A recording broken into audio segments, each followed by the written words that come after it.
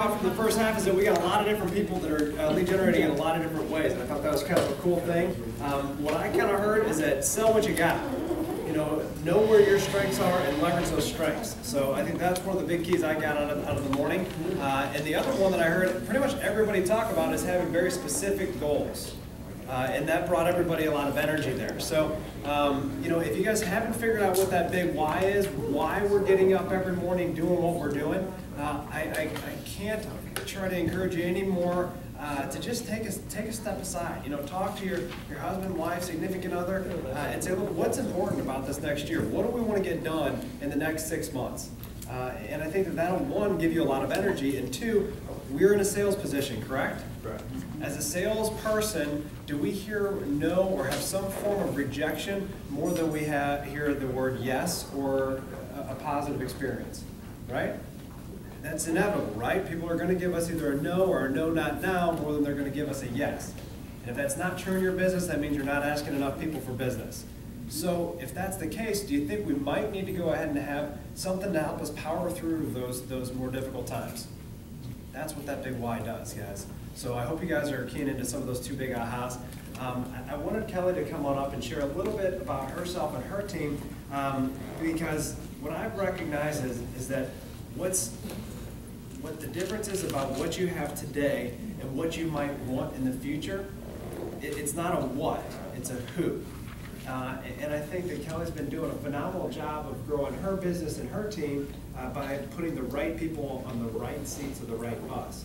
So, before I kind of get into this, where we are today, of this supernova team, if you will, I want to kind of take it back a little bit, if that's okay. Absolutely. So I want to even take it before real estate. What experience did you have before real estate? What did you do before real estate, basically? Okay, I came from a corporate sales background. I worked for Verizon and sold wireless data to some of the bigger houses, Complete Gases, Ameren UE, the Highway Patrol, and we sold wireless data as well, their back-end systems for all the police cars that have the laptops and all of that kind of stuff in them. Then I left there and I went to MCI, and I was a district manager for them. That was the worst job I've ever had. Not that MCI is bad, it was just a terrible job. And then I left there and I was like, you know what, I really want to get back into sales. I love selling, that's the fun part. So what I did was I went and I worked for a drug company. And the drug company, there are more benefits, you make more money, and you literally work, 6 or 7 hours a day. So, and you're hitting the same people. There was no beginning, middle, and end there. So that was not, it was fine for a while, but then it kind of was like, okay, I've talked to all you people about the same thing for the last year of my life, and that's great, but let's move on to something else. So then I started to get into real estate a little bit, and that was... You know what, actually, I've never asked this. What kind of led you into real estate? What kind of attracted you to it? It was me. There you go. You know what, I was building a house, and actually, Sharon was my rep, Sharon and Scott Miller, and I was like, gosh, this process is so fun, and it's so easy. And I remember you guys being like, I literally went in, picked out everything in one day, and I was like, boom, we're good. 5 months later, I had a house, and I was like, oh my gosh, this is awesome. So that was really one of the things. And then I was driving down Clarkson, and I saw in the Coldwell Banker office a big sign that said, hiring new agents. And I literally was like, shoot, I'm just going to walk in and just see what they have. And I did, and I was licensed 8 weeks later or so. I did it online, licensed 8 weeks later, and I started there. So it was so great. It was so empowering to know corporate America is great for some folks. That wasn't really, although I succeeded in that arena, I wasn't really happy in that arena. I felt like people that were above me were trying to control what I was doing, and I just didn't like that. So, yeah. So you wanted to control your own destiny? I did. I totally did. No question. So let's kind of keep going. Let's keep taking that one step at a time. So you get into the real estate business. What is maybe your first year or two? What does that look like? What are you doing each day? What kind of production levels are you hitting? What is that? So my first 10 months I was at CBG, and I was sending out recipe cards. I was sending out little things to my SOI. But what I did learn in the drug business is if you drop a bunch of stuff off in different offices, that could apply to neighborhoods, And so popcorn, little buckets of popcorn, real estate markets popping, all just little silly stuff that, you know, dropping off light bulbs, like, oh, let me be the light in your real estate, you know, just all kinds of corny, silly stuff, all of that stuff. And I, you know what, look, I did the best that I could with what I had, you know. But, you know, it was just getting out there and making connections. And that was, you know, kind of, you know, some people like me, I walk my neighborhood. That was like the most painful thing for me to do. I was like, I will never do this again. But what I did understand is that they liked the ice cream truck. And, you know, literally, like, you can get in the ice cream truck and not only get their kids ice cream, but hand them something about you. Like, I also, as we were doing the ice cream truck, I get all of their contact information and I put together the Aberdeen directory. So, you know, it's always trying to leverage one activity of what you're doing and then make that apply to, you know, other stuff. Did I fail miserably sometimes? Of course, but, you know, just kind of keep going. So, yeah. First year or two, I mean, you're just out there basically taking, which is another aha that I've found from each person we've talked to today. It's taking their experiences that they've had in other fields and how they've been able to translate it into the real estate field for success. And you did basically the same thing from being a pharmaceutical rep and bringing that into the real estate world. Yes. So doing that your first year or two, you basically took it in 10 months. So when did you start going ahead? When did that production level start being like, all right, I need to start getting my time back? So I got to a point where I was literally working day and night, which I know so many of us do. I still do that today because I love it. But I was really getting to the point where I just didn't know how to handle the business that I had. So I called, I was working with a guy named Joe Kirkpatrick, who I think some of you guys know. It's Tracy's husband. And he's like, oh, my wife just left or just retired, so to speak, or that, you know, gave her an early retirement from AT&T. And she's kind of starting to look for something, but she's not going to make $5 an hour, just so you know. And I was like, I can't afford to get a true assistant. Thank God. Real quickly, has anybody had that thought go through their mind? I can't afford to get that premier kind of person? Okay. So I was like, how am I going to do this? Went out, talked to a bunch of people. I'm at RE/MAX at this point, and talked to a whole bunch of different people, some people who already had assistants, and I talked to Pam Schroeder. And Pam was like, oh, you know, you can have them, you don't have to have them, you can do it all different kinds of ways. But I thought, oh, well, if I could just pay her on a percentage of my deals, then she's invested in those deals and me getting as many deals as I possibly can as well. And, you know, now we've all been together for 5.5 years. So she helped me launch my business. She could handle everything on the back end. And one thing that I really learned in my sales positions is it's great that we're the hot potato, that we're out there, we're doing it. We think we are the greatest, but what is really the greatest is that back end person that is helping you with everything on the planet, all those details that people with my kinds of personalities hate, and there's plenty of those people sitting in this audience. Yes. But that back end person then takes all that worry off your plate and literally just, you get the right person, and whoo, that was just dumb luck. So, poof. So what I'm kind of hearing you say is that some of those areas that maybe weren't your strengths, you decided to go ahead and get somebody to complement that rather than try to improve on that area yourself. No question. And just get stronger in the area that you're already having success with. No question. Okay, so I think that's a pretty critical fact. Now, I think the other thing that I'm really interested in knowing about is that I believe that Tracy is probably one of the, she's a great role model, you know, the picture person for an executive assistant. Would you agree with that? 100%. And so I think a lot of us maybe would go out there and be thinking I want an executive assistant, but maybe our bar is at an assistant, and maybe we're shooting too low. So what are some things that you know is a must for you to be in business with you? You know, what type of person do they need to be? What type of characteristics might they have? Stuff like that, just to kind of offer some ideas out there. Positive, stable, you know, really just kind of like this. Positive, stable, crazy sense of urgency. Sense of urgency is the biggest trait that somebody who is going to be standing next to me needs to kind of go with. Because, I mean, literally, I walked out the door a few minutes ago. It was her birthday today. So I had a meeting this morning. We went to a group lunch, and I was like, okay, I'm literally walking up the steps. She's like right behind me. And I'm like, okay, we got to do this, and this. I'm going to be at this training. I've got a quick meeting. I've got a listing appointment, and then I'll see you at 6:30. And I mean, literally, all that stuff. I don't ever have to go back and be like, hey, did you get that knocked out? It's done. it's done. It's totally taken care of. So the person that you're looking for is that person that can keep up with whatever, however your brain works, that can keep up with your brain and can do that back end piece. Yeah, that's great. So I also noticed that you picked up Tracy before you picked up a buyer's agent. Oh, no question. I love going out and hustling and doing all of that stuff. That stuff is so much fun. What I didn't love was all those details on the back end that, of course, that's the stuff that gets you in trouble. So it's really important to have somebody who you totally trust. And so, you know, that was kind of So that was a critical piece, though. critical piece. So that first hire was an executive assistant. No question.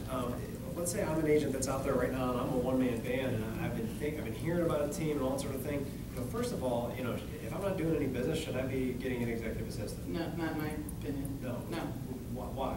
I mean, you gotta earn it. You know, earn it with yourself. Go out and hustle and do everything and work your tail off because then when you go the other way, you're gonna appreciate so much that back end.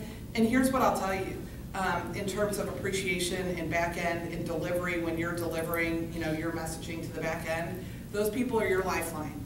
When you need them on a Saturday night at 9 o'clock because you've been out selling all day and you've got to treat them with just your God. I mean, like literally, that's kind of how, and I think that that's quite honestly why Tracy and I have stayed together as long as we have. So that's pretty good. So I mean, you know, basically you kind of have to earn it.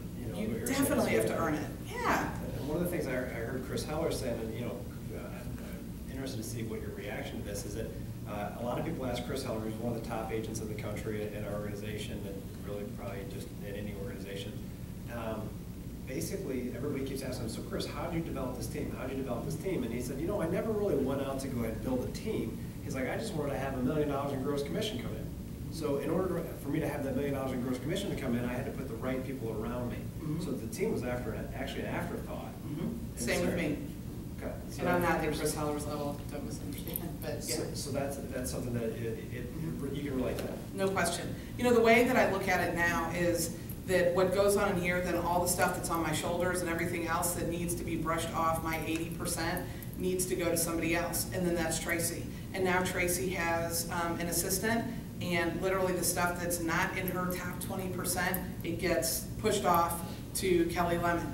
And the way that that all works, sometimes it works out great, sometimes, you know, there are hiccups. We had a big hiccup yesterday, but for the most part, that works really well. So.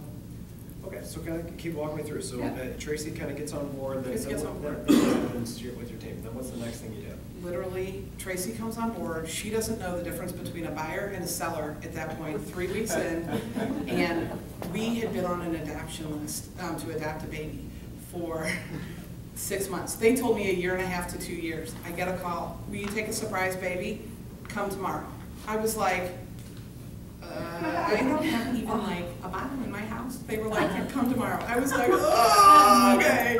Guess what? You're about to earn it. And so she wasn't licensed at the time. We got one of the licensed agents in our office to, you know, help do all the license stuff. She kind of worked on the, I had 18 listings, 17 listings, something like that. It was crazy. I was like, okay, we're gonna totally work this out. And of course, you know, when you're not really ready, I mean, I was on a list, but when you're not really ready for that, you're like, oh, well, this is totally no big deal, and I'll be back to work in a week. And I didn't actually go through delivering myself. Yeah, that's not really what happened. So about 4 months later, and you know, I was working a little bit, but you know, that was so funny. A little trial by fire. A little trial by fire, yeah. Okay, so now we kind of get through. Yeah. So through that, so then we're pretty good for a minute. Like we've got about a year and a half. We bring people on, not really knowing what we're doing, and hire the wrong people. Great people, just wrong people, wrong fit, all of that kind of stuff. And then I came to Keller, and Scotty Patton, who was the main guy, who was so passionate at the time, and he was like,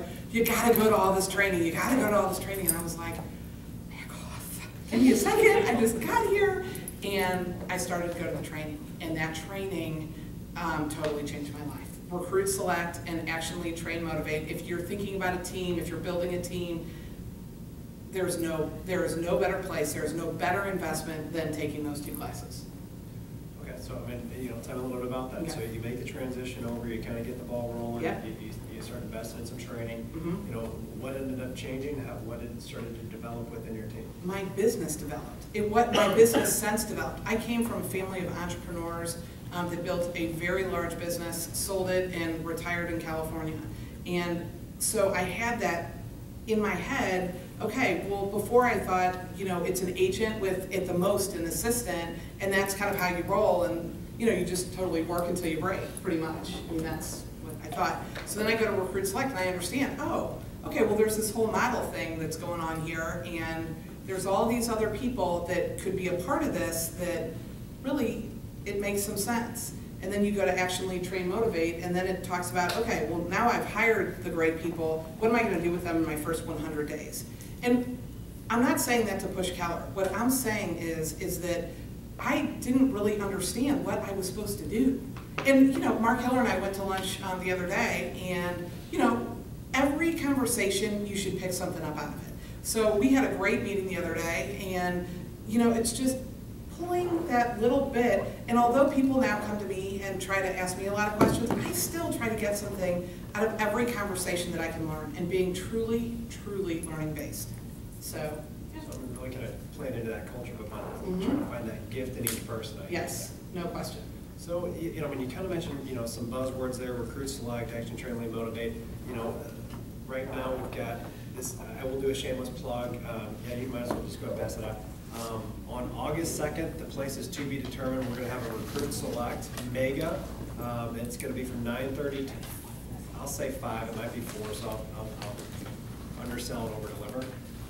And it's actually, my guess is somewhere in the St. Louis area there. That's going to be put on by Matt Shreeds, and I'll probably be helping host that as well. So if that's something you want to get into, that's what, basically kind of talking about. Now, let me ask you, would you do that only as a rainmaker, or would you have your team members do it as well? Anybody that is going to be on my team, in my team, at some point will take that. The leadership group, now I have Tracy Sharon Weiss as my listing manager. We're about to hire a lead buyer specialist. All of those guys will take Recruit Select, Action, Lead, Train, Motivate as well. But buyers, it also talks about working with vendors, how to really be a good partner to a vendor. Us going to vendors and saying, hey, can you sponsor this, can you do that? That's great, but you better bring a value to them as well. And that class also kind of helps talking through what really is a win for them and a win for you, and bringing that all together. So once you get exposed to the Recruit Select system, then tell me about how the growth of your team went from there. So then I was like, oh. Real quick, I've heard you kind of say this before. So beforehand, you ended up attracting Tracy. There was no Recruit Select or anything like that. You said your words, I'm paraphrasing a little bit, but you got lucky. Oh, I totally got lucky. Poof. That was just dumb luck.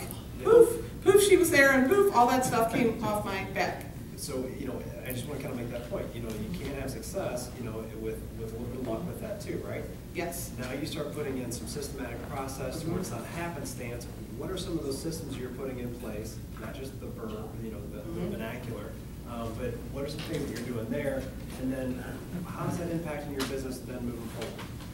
So how we're systematizing everything, the main thing that when you're part of a team, in my opinion, the main thing that my role is to create opportunities for the team. Whether it is going after business online, whether it's going after listings, through direct mail, whatever your take is. I will tell you one thing, is people are doing leads online and all of that kind of stuff. Texting those leads back immediately versus picking up the phone and calling, we've had a tremendous, tremendous amount of success with. So if you're doing that within your own teams or yourselves, then definitely text back and put your, you can forward your own picture or a picture of the house that they love in the bottom of that text, and then put the text in. Hey, I saw that you were looking at such and such house. Just wanted to tell you, if you want to go see that, I'm totally open from 2 to 4 today, or whatever your schedule allows. But if you're just texting somebody back and it's a client, forward your photo in underneath that so they can put a name and face. That's good practice and use. Yeah. I like that. So as you're developing your team, where are you at after Tracy? And that sort of thing. So Tracy, then we hire a backup for Tracy who also starts working with the listings. And you know, some of those relationships were great, some of them just weren't the right fit. And then we found Sharon Wise, who came with 9 years of experience from Tom Shaw Realtors. She was outstanding, like totally self-managed. You know, I didn't have to check up on her either. And what the Action Lead Train Motivate class shows you is in the beginning, your control in theory is really high, and then it kind of swoops down over here as your person's going up over here, and they've totally learned in the first 100 days, okay, here's what my job is, here's how I do it, and then they run with it. And then you're on a consultative system versus I'm your boss, you're working with me. So I think with everybody understanding that everybody plays a part within your team, huge, huge, huge, huge. So your first hire was an executive assistant, your second hire was actually a listing coordinator then, would you say? Yes, listing coordinator, and then we started hiring buyer's agents. And the buyer's agent group that we've hired, we went to people that have already done chunks of business. Because here's what I thought, I want all the people that are around me to be smarter than me. So like, let's get people that have some skill, have some talent, and maybe they don't want to be by themselves and do it on their own. Maybe they do want to be a part of a team. And you don't ASK, you don't GET. So I went to, Cindy Williams had already started working with me. She's been with me several years. And I went to Toyka Kalita, then I went to Dan Piper, and I kind of started from there. And then it just has kind of grown. So I don't know if you guys can see this or not, but so the goal is to have four listing teams, 40 buyer's agents, and a whole lot of back-end support between branding and PR and all of that kind of stuff. And here's what I'll tell you what we promote. We promote real estate in general.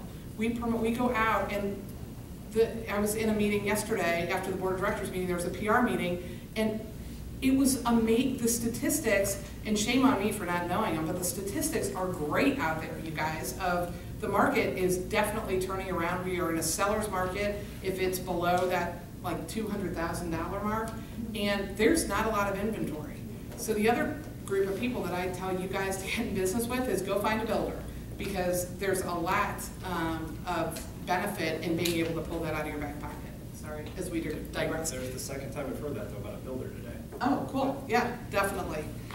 So I think putting together a team like this where everybody has a benefit, I have the benefit, they have the benefit, it's a huge circle of really positive, visionary stuff. And you know, we just keep growing. Your vision needs to be bigger than your people's, and you just keep plowing through that vision and getting it.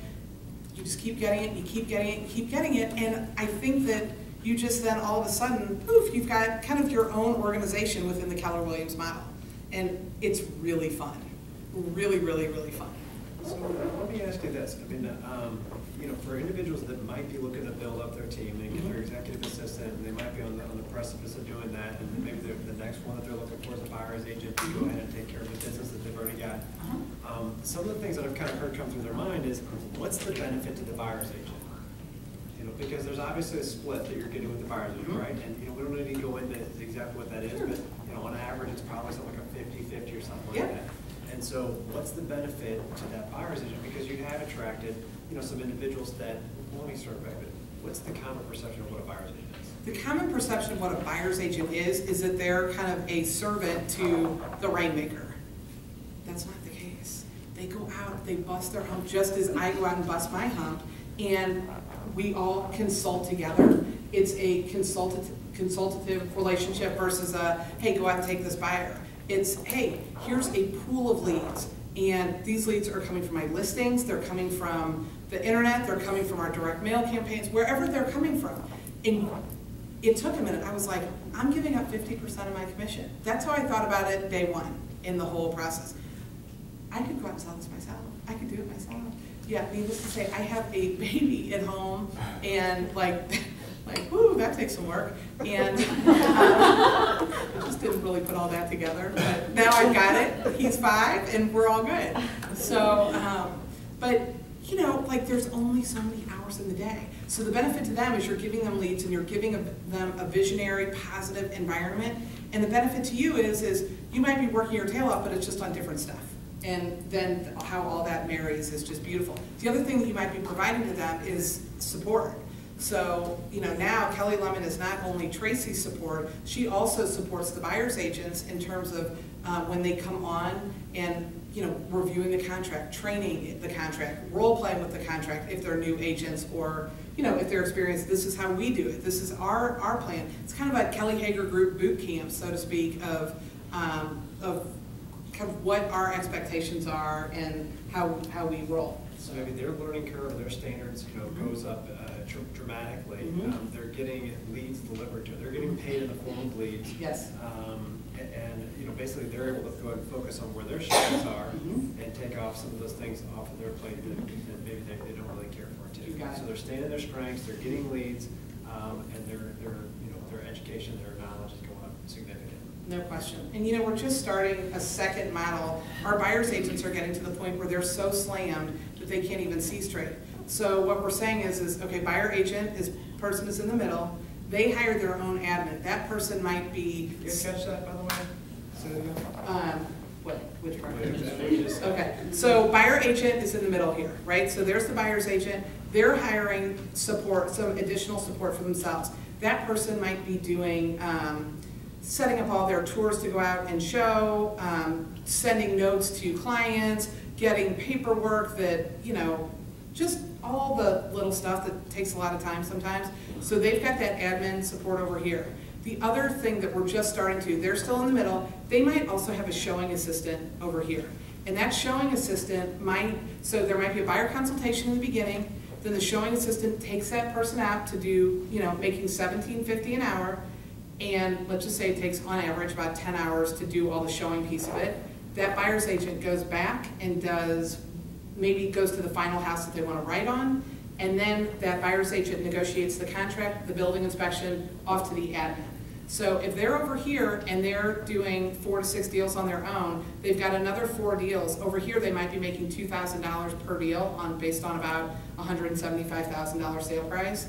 And they might be making $1,500 over here to take care of the 10 hours of showing and the $250 over here. So if they're making $10,000 over here and they do another 4 deals over here, that just increased their income to about $16,000 a month.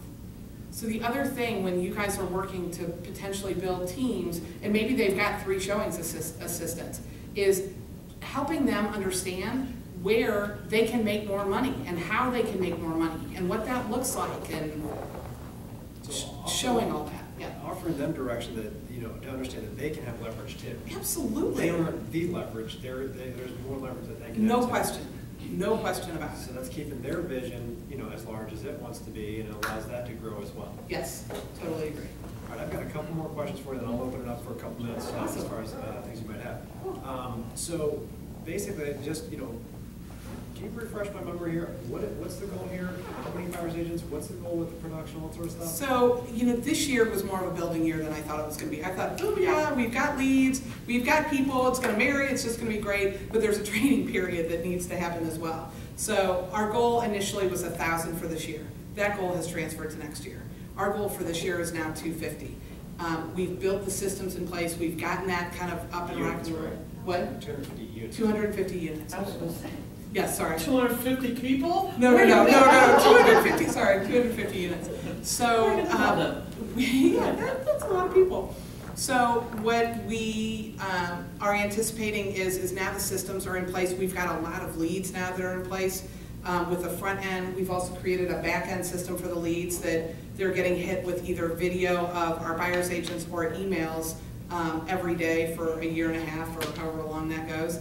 And so then those leads are now starting to come back and ferment into real buyers then they just weren't ready for us at the time we called them back. So yeah, so this is a building year. So next year our goal is 1,000 transactions as a team.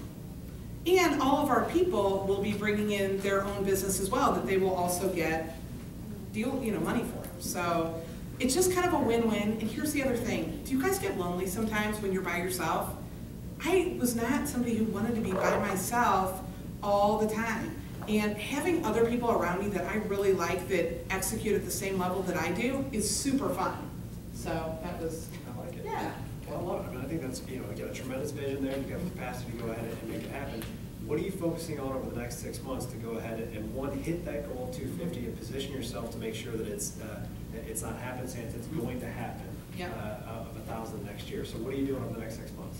So our next 6 months, we are moving into our own space at 40 and Clarkson. We are setting up people with a little bit more space. We're all in our lower level right now. It's a little tight.